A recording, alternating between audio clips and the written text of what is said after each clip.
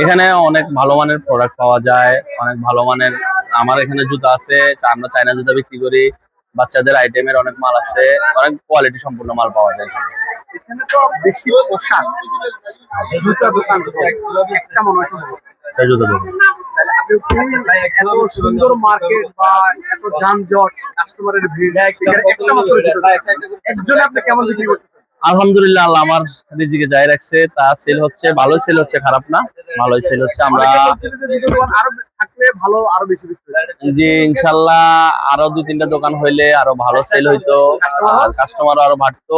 এখন আমার এখানে একটা দোকান, তো আমরা বিক্রি করি আসলে চায়না মাল। আমার এখানে ভালো কোয়ালিটির মাল পাবেন আপনি, আমি গ্যারান্টি করা মাল অনেক ভালো।